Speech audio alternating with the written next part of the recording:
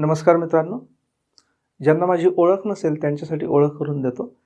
मी Sandeep Kumar Salunkhe, IRS म्हणजे Indian revenue service 2004 batch, आणि मी सध्या कमिशनर ऑफ इन्कम टॅक्स आहे. आणि सध्याचं माझं जे पोस्टिंग आहे म्हणजे डिसेंबर 2023मध्ये पोस्टिंग बदलत राहतं.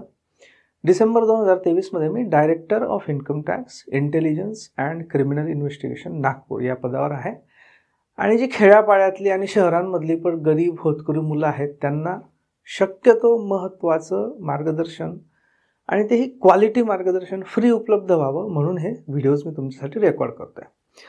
मागच्या व्हिडिओमध्ये आपण इथपर्यंत आलो होतो की ज्यावेळी लोकसभा राज्यसभा यांनी विधेयक घटनादुरुस्ती विधेयक पास केलं, मंजूर केलं विशेष बहुमताने, जिथे संघराज्यीय प्रणालीशी संबंधित विधेयक होतं ते निम्म्यापेक्षा जास्त राज्यांनी पण रॅटिफाय केलं म्हणजे मंजूर केलं किंवा त्याला सहमती दर्शवली. त्यानंतर ते येतं कोणाकडे? राष्ट्रपतींकडे. आणि आपण इथपर्यंत आलो होतो की राष्ट्रपतींना अशा विधेयकाला संमती देणं, कन्सेंट देणं हे बंधनकारक आहे. त्यांच्याकडे ऑप्शन नाही, परत पाठवण्याचा ऑप्शन नाही किंवा आपली सहमती रोखून धरण्याचा सुद्धा ऑप्शन नाही, जो त्यांना नॉर्मल कायद्यामध्ये असतो तो याच्यामध्ये नाही. इथपर्यंत आपण पोहोचलो होतो, राईट. आता ही जी राष्ट्रपतींना कंपल्सरी द्यावी लागणारी संमती आहे ही आली आहे 24व्या घटनादुरुस्तीने, 24th अमेंडमेंट. ओके, 24वी घटनादुरुस्ती. या 24व्या घटनादुरुस्तीच्या आधीची स्थिती, 24व्या घटनादुरुस्तीने निर्माण झालेली स्थिती आणि नंतरची स्थिती याच्याविषयी आपल्याकडे अत्यंत क्लॅरिटी आपल्या मनामध्ये असणं गरजेचं आहे. आणि ती पुढे भविष्यामध्ये सुद्धा तुम्हाला लागतेच वारंवार. म्हणून हे लेक्चर अत्यंत महत्त्वाचं आहे. शक्य झाल्यास याच्या नोट्स काढा. पहिल्यांदा 24व्या घटनादुरुस्तीचं बॅकग्राऊंड आपण बघू. आपल्या राज्यघटनेमध्ये कलम आहे 13(2). कलम 13 जे आहे बेसिकली आपल्याला माहित आहे की कलम 12 ते 36 याच्यामध्ये मूलभूत अधिकार आहेत, राईट. त्याच्यामुळे 12 ते 36च्या मध्ये येतं हे 13, याचा अर्थ 13 हे मूलभूत अधिकारांशी संबंधित कलम आहे. ओके, तर या घटनेच्या कलम 13 क्लॉज 2 मध्ये असं म्हटलेलं आहे की मूलभूत अधिकारांवर निर्बंध घालणारा किंवा त्यावर बंधने आणणारा किंवा मूलभूत अधिकार रद्दबातल ठरवणारा कुठलाही जर कायदा कायदेमंडळ, असा कुठलाही कायदा कायदेमंडळ करणार नाही, आणि जर केला तर तो घटनाबाह्य ठरेल. त्याला इंग्लिशमध्ये ॲक्च्युअल कॉन्स्टिट्यूशनमध्ये वर्ड आहे व्हाईड, म्हणजे तो कायदा अस्तित्वातच नाही असं म्हटलं जाईल. म्हणजे तसा कायदा एकतर संसद करणार नाही, केला तरी तो व्हाईड असेल, त्याला काही अर्थ नसेल. कोणता कायदा? जो कायदा घटनेतल्या मूलभूत या चॅप्टरमधल्या असं म्हटलेलं तिथे, म्हणजे चॅप्टर क्रमांक 3 प्रकरण 3 ज्याच्यामध्ये मूलभूत अधिकार आहेत त्याच्यात उल्लेख असलेल्या मूलभूत अधिकारांवर बंधनं आणणारा, मूलभूत अधिकार रद्द करणारा, त्याच्यावर निर्बंध आणणारा असा कुठलाही कायदा एकतर करणार नाही कायदेमंडळ, केलं तरी त्याला अर्थ राहणार नाही, तो वाईट ठरेल. ओके, मग इथे हा कायदा शब्द आला, राईट. असा कायदा, निर्बंध आणणारा कायदा, मूलभूत अधिकारांवर निर्बंध आणणारा कायदा. मग कायदा म्हणजे काय याची डेफिनेशन, याची व्याख्या त्याच्याच पुढच्या क्लॉजमध्ये दिलेली आहे. 13(3) मध्ये कायद्याची व्याख्या दिलेली आहे. 2-3 सब त्याच्यामध्ये आहेत. ऑर्डिनन्स, अमुक ढमुक वगैरे, रेग्युलर कायदा वगैरे. ओके, तर हे आहे कलम 13 मधलं क्लॉज 2 आणि 3. आता गोलकनाथ निर्णय हा अतिशय लँडमार्क निर्णय होता याच्या बाबतीतला. गोलकनाथचा निर्णय, गोलकनाथ केसमधला निर्णय हा आला 1967 मध्ये. ओके, तर 1967 पूर्वी म्हणजे गोलकनाथ केसचा सुप्रीम कोर्टाचा निर्णय येण्यापूर्वी काय स्थिती होती? पूर्वी अशी स्थिती होती की याच्या पूर्वी काही निर्णय होते. उदाहरणार्थ शंकरी प्रसाद विरुद्ध केंद्र सरकार, शंकरी प्रसाद वर्सेस युनियन ऑफ इंडिया. नंतर सज्जन कुमार विरुद्ध राजस्थान सरकार, सज्जन कुमार विरुद्ध राजस्थान सरकार. हे निर्णय लक्षात ठेवा याच्यासाठी की एकतर याच्यावर प्रश्न पण विचारला जाऊ शकतो किंवा ज्यावेळी 2025 पासून तुमची सगळी नवीन सिस्टीम सुरू होईल MPSCची, आणि इन एनी केस UPSCमध्ये जर करंट अफेअर्समध्ये, कॉन्स्टिट्यूशनमध्ये, GS मध्ये तुमचा जर political science and international relations हा ऑप्शन असेल त्याच्यामध्ये, मेन्सच्या GS मध्ये, प्रिलिम्सच्या GS मध्ये इथे लागतात. तर गोलकनाथ पूर्वीचे हे 2 निर्णय लक्षात ठेवायला हरकत नाही. शंकरी प्रसाद विरुद्ध केंद्र सरकार आणि सज्जन कुमार विरुद्ध राजस्थान सरकार, हे एक्झाम्पल्स. आणि अशा आणखी काही निर्णय होते. याच्यात असं गृहीत धरण्यात आलं होतं की संसद राज्यघटनेच्या कुठल्याही भागात बदल करू शकते, असं गृहीत होतं. संसद राज्यघटनेच्या कुठल्याही भागात बदल करू शकते अशा अर्थाचे हे निर्णय होते. कोणते? गोलकनाथ पूर्वीचे. म्हणजे उदाहरणार्थ शंकरी प्रसाद विरुद्ध केंद्र सरकार, सज्जन कुमार विरुद्ध राजस्थान सरकार वगैरे वगैरे. ओके. आणि कुठल्याही भागात बदल करू शकते याचाच अर्थ भाग 3 की ज्याच्यात मूलभूत अधिकार आहेत. ओके. म्हणजे भाग 3 मध्ये म्हणजेच मूलभूत अधिकारांमध्ये सुद्धा संसद घटना दुरुस्तीद्वारे बदल करू शकते असे निर्णय होते गोलकनाथ पूर्वीचे. ओके. मग आली गोलकनाथ केस. आता गोलकनाथ पूर्वीचं आपण बघू की अप्रत्यक्षपणे असे गृहीत धरलं गेलं होतं की घटना दुरुस्ती हा साधा कायदा नाही. आता इथे काय आहे? कलम 13 मध्ये क्लिअरली लिहिलेलं आहे की असा कुठलाही कायदेमंडळ करणार नाही की ज्याच्याने मूलभूत अधिकारांवर बंधन येईल. पण हे निर्णय काय म्हणत होते की घटना दुरुस्तीने काहीही बदल करता येऊ शकतो. म्हणजे मग गृहीत काय आहे की घटना दुरुस्ती ही याच्यातला कायदा नाही, या डेफिनेशन मधला कायदा नाही, ते काहीतरी वेगळं आहे, कायद्याच्या वर आहे. आणि त्याच्यामुळे कायद्यावर लादली गेलेली ही जी बंधनं आहेत, ही बंधनं घटना दुरुस्तीला लागू नाहीत असं गृहीत धरलं गेलं होतं. कशामध्ये? सज्जन कुमार, शंकरी प्रसाद वगैरे याच्यामध्ये. ओके. काय की घटना दुरुस्ती हा साधा कायदा नाही, म्हणजे तो कलम 13(3) कायद्याच्या व्याख्येत बसत नाही, म्हणजेच त्याच्यावर 13(2) बंधनं नाहीत. ओके. हे सगळे बंधनं घटना दुरुस्तीला लागू होत नाही. तो साध्या कायद्याच्या काहीतरी वर आहे घटना दुरुस्ती, त्यामुळे ही बंधनं लागत नाही. म्हणजेच काय की घटना दुरुस्तीने कायदेमंडळ घटनेच्या कुठल्याही भागात आणि मूलभूत अधिकारांमध्ये सुद्धा बदल करू शकते असं गोलकनाथ पूर्वीचं म्हणणं होतं. मग आला गोलकनाथ निर्णय. गोलकनाथ निर्णय आहे 1967चा. आता गोलकनाथ, आता तुम्ही जर थोडंसं बघितलं की हे जे मेजर डिसिजन्स आहेत हे साधारणतः जमिनींच्या अधिग्रहणाशी संबंधित आहेत. केशवानंद भारती पण जर घेतला तर तो जमिनीच्या अधिग्रहणासंबंधी आहे. कारण काय आहे की या काळामध्ये, म्हणजे तुम्हाला मी मागे पण एकदा बोललेलो होतो की स्वातंत्र्याच्या वेळी भारत अशा परिस्थितीमध्ये होता की ती परिस्थिती आपण आता त्या परिस्थितीची कल्पना सुद्धा करू शकत नाही. त्या परिस्थितीतनं त्यावेळच्या नेत्यांनी ज्या पद्धतीने भारताला इथपर्यंत आणलं ते अतिशय काहीतरी हिस्टॉरिकल आहे, जबरदस्त आहे.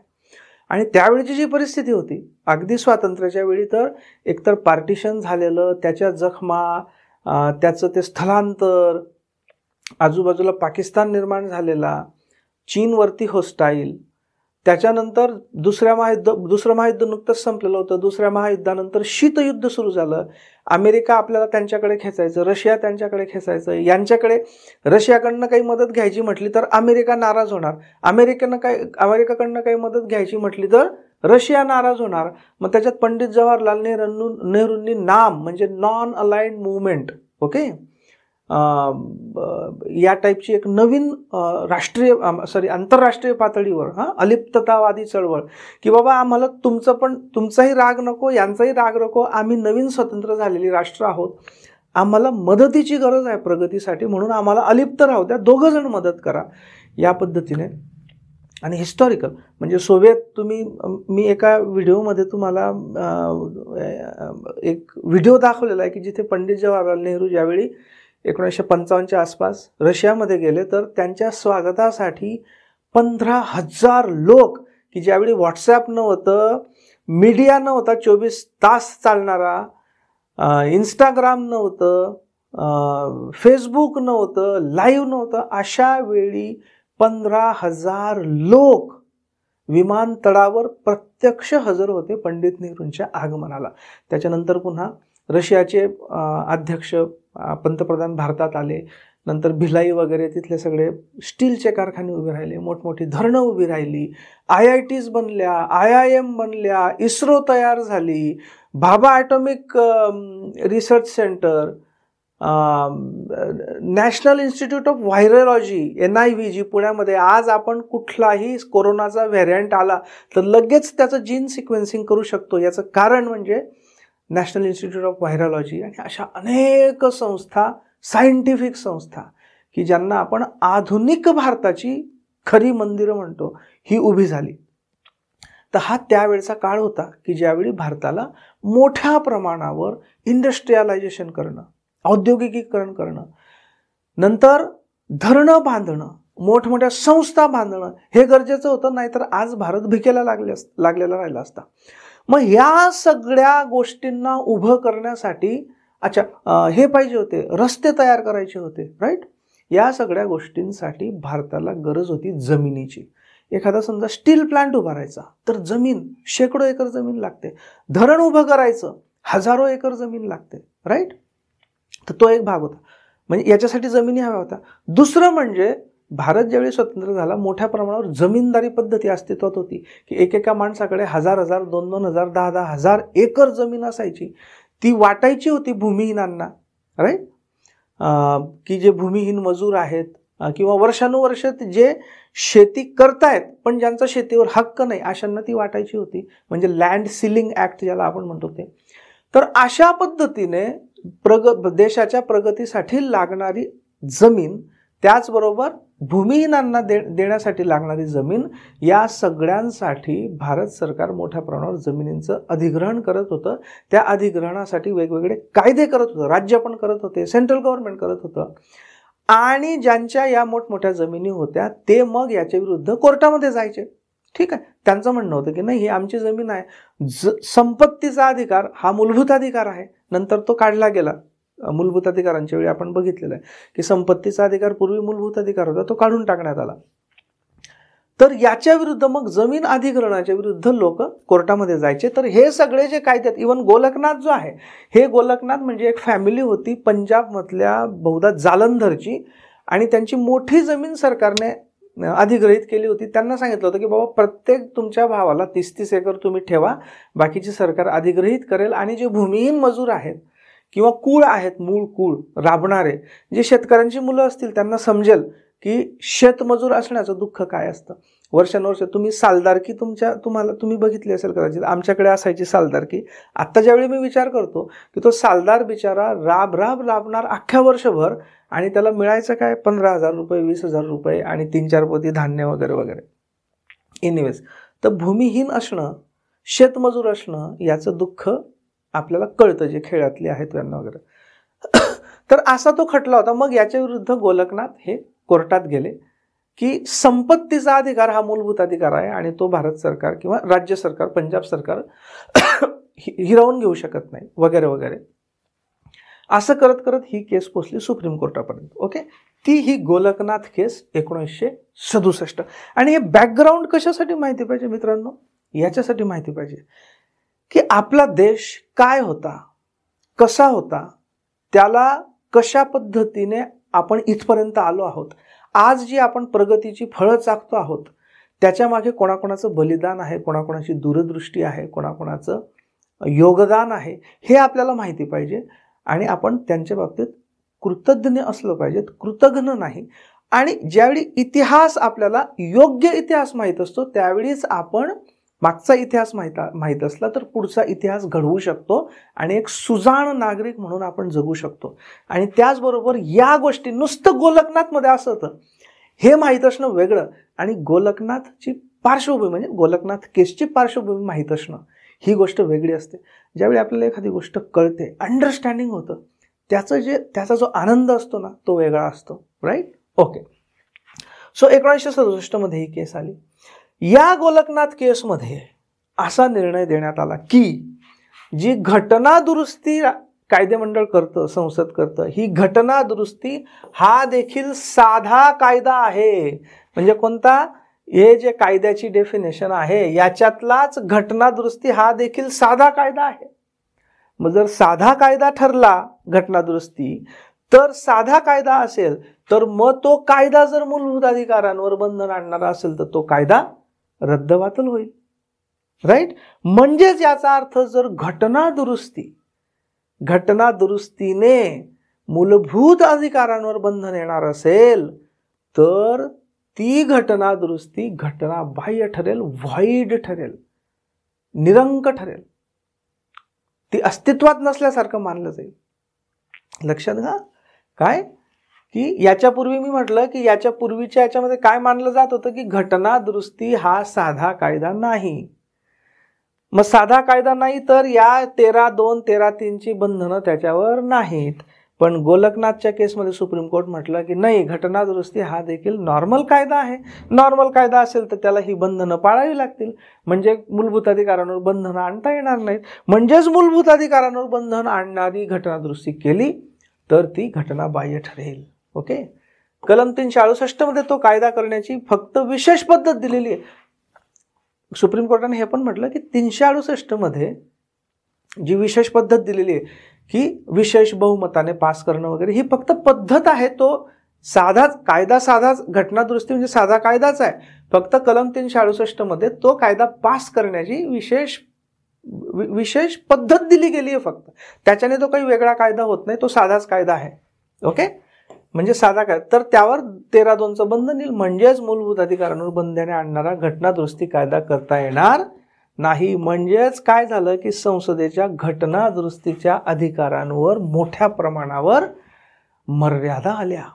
म्हणजे आता घटना दुरुस्तीने जर एखाद्या मूलभूत अधिकाराचं उल्लंघन होणार असेल तर ती घटना दुरुस्ती संसदेला करता येणार नाही. म्हणजेच संसदेच्या घटना दुरुस्ती करण्याच्या अधिकारावर मोठ्या प्रमाणावर निर्बंध येऊ शकले असते या गोलकनाथ केसने, म्हणजे आलीच. ओके. आणि हे त्यावेळच्या राज्यकर्त्यांना लक्षात आलं, कारण त्यावेळीची परिस्थिती वेगळी होती. त्यावेळी जसं मी तुम्हाला एक्सप्लेन केलं की त्यावेळी काही बाबतीत काही लोकांच्या मूलभूत अधिकारांवर बंधनं आली तरी चालतील, पण देशाच्या प्रगतीच्या दृष्टीने आणि स्पेशली जमिनींच्या अधिग्रहणाच्या दृष्टीने ते महत्त्वाचं होतं. म्हणून मग या गोलकनाथ निर्णय 1967 निष्प्रभ करण्यासाठी किंवा गोलकनाथ निर्णय 1967 मध्ये जी बंधनं संसदेवर आली घटना दुरुस्ती करण्याच्या बाबतीतली, ती बंधनं काढून टाकण्यासाठी 24वी घटना दुरुस्ती केली गेली. ही 24वी घटना दुरुस्तीची बॅकग्राऊंड आहे. ओके. तर 24वी घटना दुरुस्ती कशासाठी केली गेली? गोलकनाथ केस मधील निर्णय 1967 त्याच्यामुळे संसदेच्या घटना दुरुस्ती करण्याच्या अधिकारांवर जी बंधने आली ती बंधने हटविण्यासाठी 24वी घटना दुरुस्ती करण्यात आली. पक्क लक्षात ठेवा. मग 24व्या घटना दुरुस्तीमध्ये काय करण्यात आलं तर कलम 13 मध्ये, कलम 13 आपण बघितला ना, जो कायद्याचं व्याख्या वगैरे आहे, ते क्लॉज 4 नवीन टाकण्यात आला. त्याच्यामध्ये असं म्हणण्यात आलं की nothing in this article shall apply to any amendment of this constitution made under article 368. काय टाकण्यात आलं इथे जे होतं ना की असा मूलभूत अधिकारांवर बंधने आणणारा कायदा केला तर तो घटनाबाह्य ठरेल. याला पुढे 4 नंबरचा एक आणखी क्लॉज टाकण्यात आला की या कलमात जे म्हटलेलं आहे ते घटना दुरुस्तीच्या कायद्याला लागू होणार नाही. म्हणजे घटना दुरुस्तीचा कायदा हा मूलभूत अधिकारांवर निर्बंध घालणारा किंवा त्यावर बंधने आणणारा असला तरी सुद्धा तो घटनाबाह्य ठरणार नाही, असं याच्यात ऍड करण्यात आलं. काय की घटना दुरुस्तीचा कायदा हा नॉर्मल कायदा नसेल, घटना दुरुस्तीच्या कायद्याला हे लागू होणार नाही, असं इथेच टाकून दिलं. क्लिअर? हा पहिला बदल झाला. दुसरा बदल, कलम 368 मध्ये एक अजून वाक्य टाकण्यात आलं. ते असं की notwithstanding anything in this constitution parliament may in exercise of its constituent power amend by way of addition. याच्यातले 2 शब्दसमूह महत्वाचे, ते तुम्हाला एक्सप्लेन करून सांगतो. एक शब्दसमूह होता असा की parliament may in exercise of its constituent power. आता लक्षात घ्या, घटना कोणी तयार केली? घटना तयार केली ती घटना समितीने, राईट. जी घटना समिती 1949-50 मध्ये जिने काम केलं ते, ओके, ती घटना समिती. तीच घटना समिती म्हणजे काय? कॉन्स्टिट्युएंट असेंब्ली, CA म्हणू आपण तिला, घटना समिती.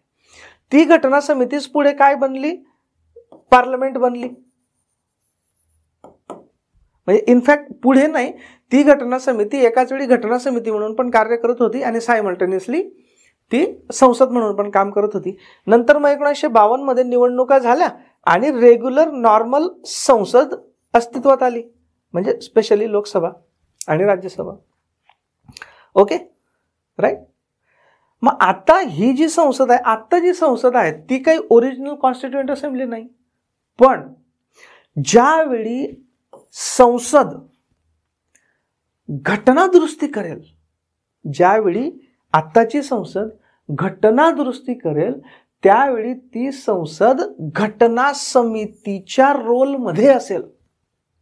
म्हणजे त्यावेळी संसद ही नुसती संसद राहणार नाही, तर ती कशाची भूमिका निभावत असेल? घटना समितीची भूमिका निभावत असेल, कारण घटना दुरुस्ती करते संसद. म्हणून हा शब्द आहे बघा, in exercise of its constituent power. Constituent assembly आपल्याला माहिती आहे म्हणजे घटना समिती. तर काय थोडक्यात, जेव्हा कलम 368च्या नुसार आताची संसद घटना दुरुस्ती करत असेल, त्यावेळी काय मानलं जाईल? की संसद ही घटना समितीचा रोल निभावते आहे. ओके, घटना समितीची भूमिका निभावते आहे आणि त्याच्यामुळे जी घटना दुरुस्ती होते ती काही साधा सुद्धा कायदा नाही, तो घटना समितीने केलेला कायदा मानला जाईल, म्हणजेच घटनाच मानली जाईल, साधा कायदा राहणार नाही. कारण आता संसद काय म्हणून काम करते? घटना दुरुस्ती करताना घटना समिती म्हणून काम करते, घटना समिती सारखं काम करते. ओके, म्हणून हा शब्द महत्वाचा. आणि अजून एक शब्द, notwithstanding anything in this constitution. इथे आहे बघा, नॉट विथस्टँडिंग. नॉट विथस्टँडिंग म्हणजे जरी, थोडक्यात अल्दो, जरी. नॉट विथस्टँडिंग म्हणजे काय? की काहीही असलं तरी. Notwithstanding anything in this constitution म्हणजे या घटनेमध्ये इतरत्र काहीही लिहिलं असेल तरी, ओके, तरी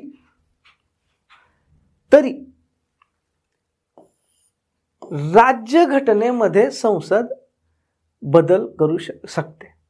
म्हणजे थोडक्यात काय, की ज्यावेळी राज्यघटनेमध्ये घटना दुरुस्ती करते आहे संसद, त्यावेळी या राज्यघटनेमध्ये इतरत्र, notwithstanding anything in this constitution म्हणजे या राज्यघटनेमध्ये इतरत्र काहीही लिहिलं असेल तरी पार्लमेंट, संसद घटना दुरुस्ती करू शकेल. म्हणजे काय, की इतरत्र म्हणजे काय? इतरत्र म्हणजे थोडक्यात हा 13(2) इतरत्र काही लिहिलं असेल की हा कायदा करता येणार नाही वगैरे वगैरे, ते याला लागू होणार नाही, असा अर्थ होतो या नॉट विथस्टँडिंगचा.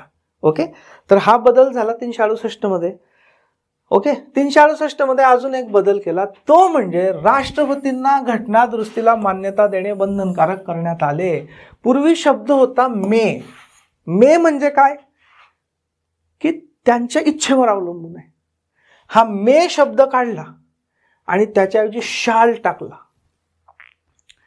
तुम्हाला जर बेसिक इंग्लिश माहित असेल तर बघा, यू मे कम म्हणजे काय?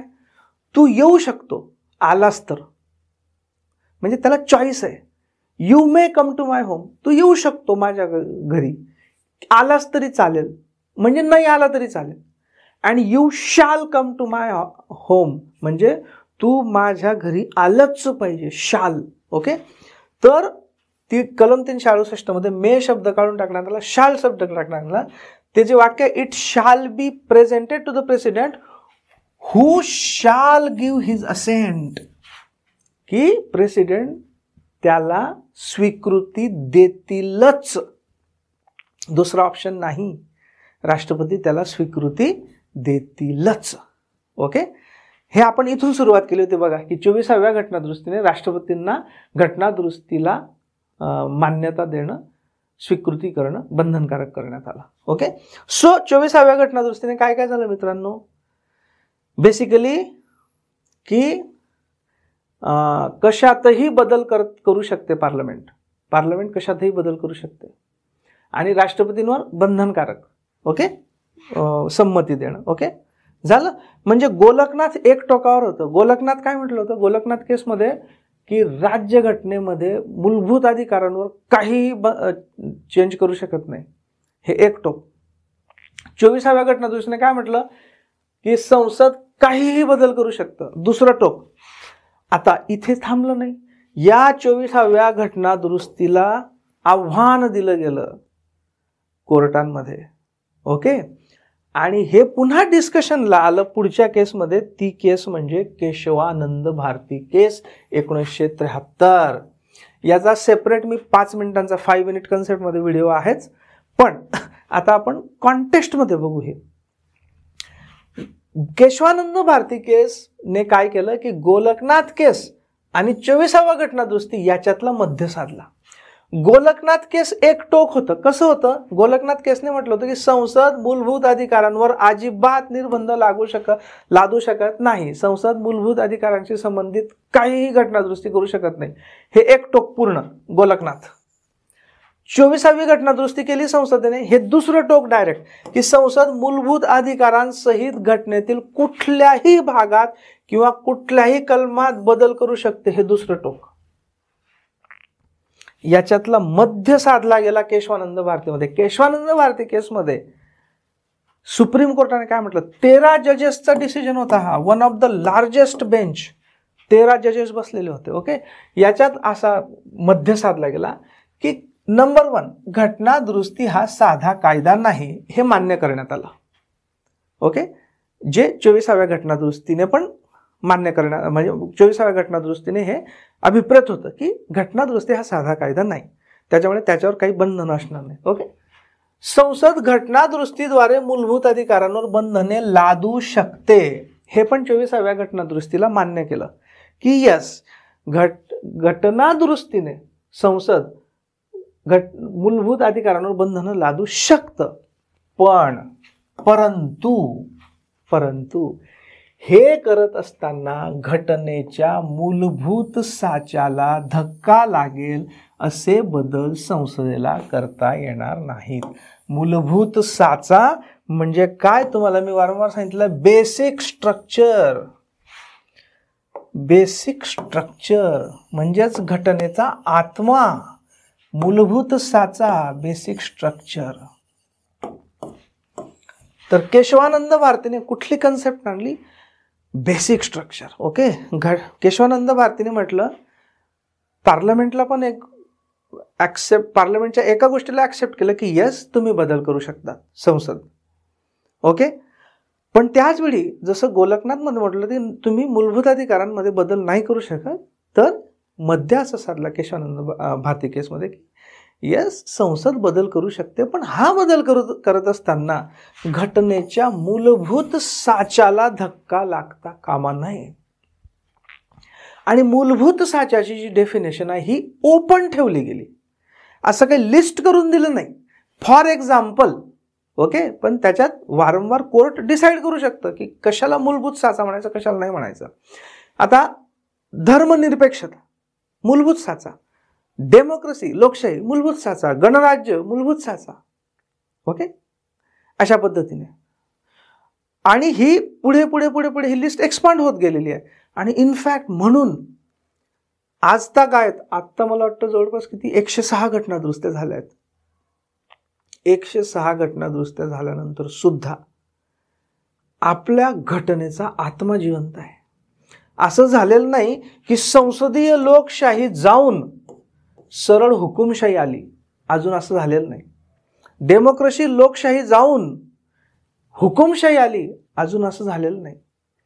धर्मनिरपेक्षतेला वारंवार आधेमध्ये धक्के बसत राहतात, पण धर्मनिरपेक्षता जाऊन पूर्ण काहीतरी भारताला एका धर्माचं राष्ट्र म्हणून डिक्लेअर करणं अजून झालेलं नाही. याचं कारण म्हणजे हे बेसिक स्ट्रक्चरची कन्सेप्ट. आलं लक्षात? कारण या बेसिक स्ट्रक्चरला जर हात लावला तर एकतर कोर्ट ते मान्य करणार नाही आणि मग त्याच्यामध्ये बेसिकली याच्यावर मग चर्चा होते. ज्यावेळी कोर्टात हे केसेस जातात मग त्या गोष्टीवर देशभर चर्चा होते आणि चर्चा झाल्यामुळे त्याच्यातनं काहीतरी चांगला मार्ग निघतो, मध्यम मार्ग निघतो. So this is important basic structure of constitution जे केशवानंद भारतीने, राईट. तर अशा पद्धतीने आपण हे बॅकग्राऊंड बघितली. ओके. मग अशा पद्धतीने राष्ट्रपतींची मंजुरी मिळाली की जी राष्ट्रपतींना द्यावीच लागते की मग ते विधेयकाचं रूपांतर घटनादुरुस्ती कायद्यामध्ये होतं आणि देशाच्या राजपत्रात म्हणजे गॅझेटमध्ये असा कायदा प्रकाशित केला जातो. आणि ज्यावेळी गॅझेटमध्ये प्रकाशित केला जातो तर नॉर्मली त्या कायद्याचं नाव असतं, तो देशातल्या कोणत्या भागाला किंवा कोणत्या व्यक्तिसमूहांना लागू होईल ते दिलेलं असतं, कोणत्या तारखेपासून अंमलात येईल ते दिलेलं असतं, वगैरे वगैरे. आता आपण एक लेटेस्ट बघू. बघा, आत्ता तुम्ही ऐकलं असेल की वुमन्स रिझर्वेशन बिल घटनादुरुस्ती करून महिलांना आरक्षण द्यायचं लोकसभेमध्ये आणि राज्यांच्या विधानसभामध्ये हे झालं. तर ते अगदी लेटेस्ट आहे ना, अगदी 1.5-2 महिन्यापूर्वीचं आहे. म्हणजे मी डिसेंबरमध्ये बोलतोय, डिसेंबर 2023 तर बघा हे गॅझेट ऑफ इंडियामध्ये कसं पब्लिश झालेलं आहे. बघा, हे एक्स्ट्राऑर्डिनरी म्हणजे गॅझेट हे एक्स्ट्राऑर्डिनरी कारण याच्यासाठी पब्लिश केलं गेलेलं आहे. हे बघा 28 सप्टेंबर 2023. ओके, या दिवशीचं हे आहे. Okay. Ministry of law and justice, कारण कायदा मंत्रालय हे पब्लिश करतं. 28 सप्टेंबर 2023 रोजी पब्लिक. हे बघा, following act of parliament received the assent of president on 28 September 2023 की 28 सप्टेंबर 2023 रोजी खालील कायद्याला राष्ट्रपतींची संमती मिळालेली आहे. And is hereby published for general information आणि सगळ्या जनतेला कळावं म्हणून हे पब्लिश करण्यात येत आहे. ओके. मग याचं बघा कायद्याचं नाव, the constitution in bracket 106th amendment act 2023 106वा घटना दुरुस्ती कायदा. ओके, 106वा हे त्याचं नाव आहे, ऑफिशियल नाव. ओके. मग काय, दिस ॲक्ट मे बी कॉल्ड, या ॲक्टचं नाव काय, हेच कॉन्स्टिट्यूशन 106th अमेंडमेंट. ओके. हा कधीपासून, it shall come into force on such date as central government by notification official gazette appoint, की सेंट्रल गव्हर्नमेंट डिसाईड करेल हे कधी अस्तित्वात येईल असं. आणि मग कायद्यामध्ये काय काय आहे, अमेंडमेंट ऑफ आर्टिकल 239AA. बघा, दिल्ली गव्हर्नमेंट जे आहे हे बघा, नॅशनल कॅपिटल टेरिटरी, की त्याच्यामध्ये seats shall be reserved for women in legislative assembly, किती 1/3. त्याच्यानंतर मग पार्लमेंटमध्ये women in the House of People म्हणजे काय, लोकसभेमध्ये हे बघा हाऊस ऑफ पीपल म्हणतात ना लोकसभेला, 1/3 हे. मग हे असं डिटेल सगळं दिलेलं असतं. अशा पद्धतीने हा कायदा गॅझेटमध्ये प्रकाशित होतो आणि या घटना दुरुस्तीचं रूपांतर अल्टिमेटली कायद्यामध्ये होतं, राईट. तर अशा पद्धतीने घटना दुरुस्ती होते. पुढचं जे लेक्चर आहे ते आपलं घटना दुरुस्तीवरचं शेवटलं लेक्चर असेल. त्याच्यामध्ये आपण बाकीचे जे छोटे मोठे पॉईंट्स आहेत की कोणत्या घटना दुरुस्ती मानलं जात नाही आणि ह्या ज्या मग 3 प्रकारच्या घटना दुरुस्त्या आहेत. कोणती, की अशा घटना दुरुस्त्या की ज्यांना घटना दुरुस्ती मानलंच जात नाही. दुसरं संसदेच्या विशेष बहुमताने आणि तिसरं संसदेचे विशेष बहुमत आणि किमान निम्म्या राज्यांची सहमती याच्याने. या 3 प्रकारच्या याच्यामध्ये कोणकोणते विषय येतात ते आपण बघू आणि मग घटना दुरुस्ती टॉपिक हा आपला संपेल आणि then we will move to next topic, right. Thank you very much.